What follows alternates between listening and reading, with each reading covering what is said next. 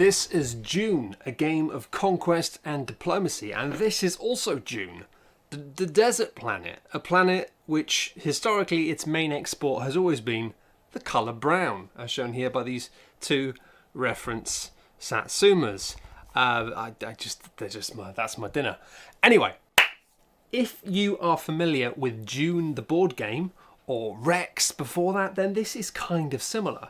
We did a review of a Dune board game that was made by Gale Force 9, just like this was, a couple of years ago.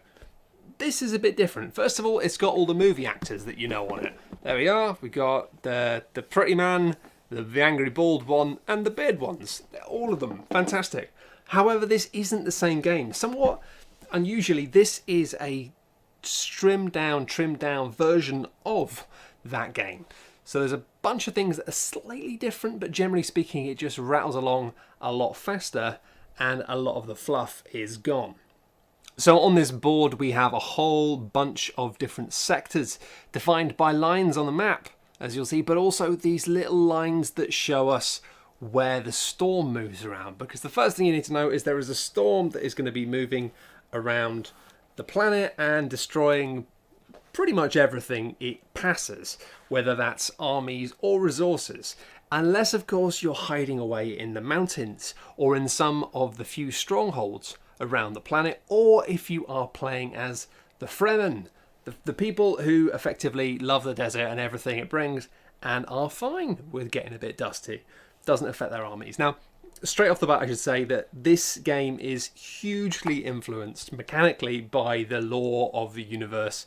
So there's a bunch of little things here and there that effectively make sense if you're familiar with that, although not as much as Dune, the game we reviewed a couple of years ago. Again, a lot simpler. You're going to be moving things around the map in order to take control of different areas, and there is going to be spice blowing up all over the place. The good stuff. This is the spice bank, and genuinely, that kind of flows. There's enough there to generate a flow.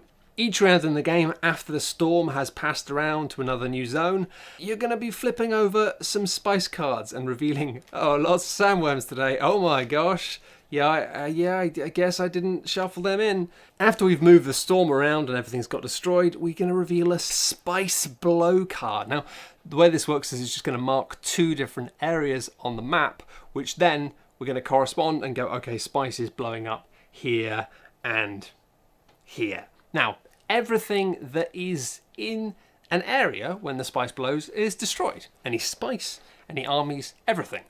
It's the price of success. And then there's going to be all of this money just sitting around. Boomf. Boomf. It's not money, it's spice. Let's not be thematically rude.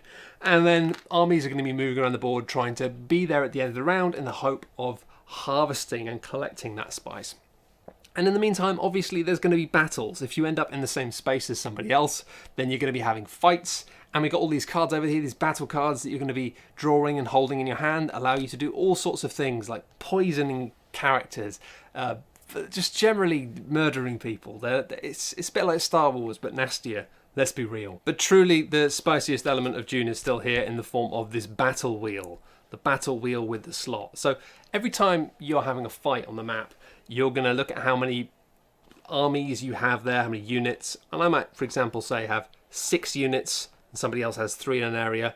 And I might think, okay, well, look, I've now got to decide how many I want to commit to this fight. And committing them crucially means losing them. So in this fight, for example, I've got this wheel, and I know that the maximum the other player can commit is 3. But I'm feeling a bit worried, so I might say, hey, you know what, actually, I'm going to commit 4 forces here. And that means that even if I win the fight, 4 of my forces get wiped out immediately. The cool thing is that we also got these leader tokens. Now, each of the 4 factions in the game have their own little stack of these leader tokens, and you're going to choose one and slot it in.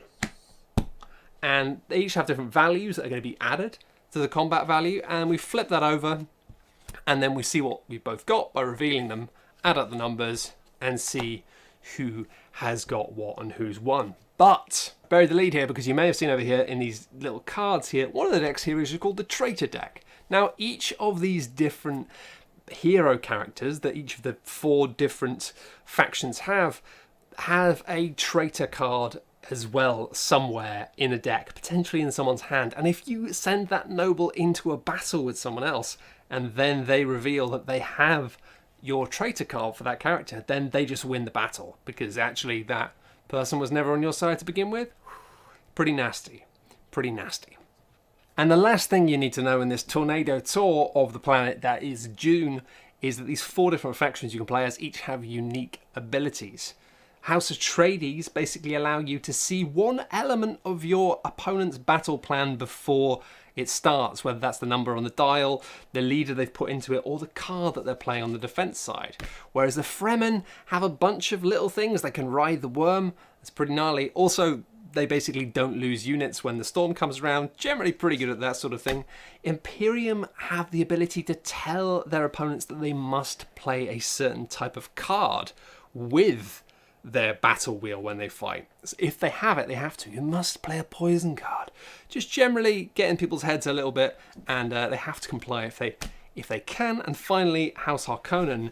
Let's be real, they're just horrible. They get more traitor cards than anybody else. They just get more at the start of the game, and they can get more of them easily. You just don't want to be fighting against them because a lot of the time it's going to turn out that your people have sold out to the nasty Bold crew. So really a lot of that. There's more to it, but not a huge amount more. The battle cards are a lot less complex and wacky than they are in the base game.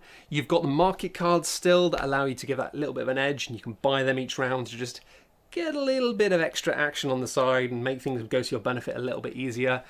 A lot of the mechanics of bringing people back from tanks and getting leaders back and forth still there, but crucially as well, there's only 4 factions in this rather than 6, and a lot of the rules are not here. I mean, you'll notice there's not even like boards to hide resources, etc. It's all a lot more fast-paced, transparent, and people on a map see.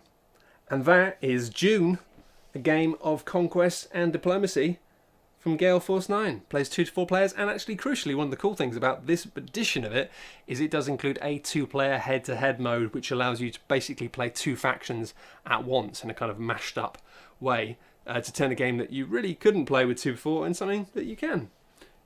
Don't get Satsumas in the box though. These are mine. Also, it wouldn't ship well, so it's probably for the best. Thanks!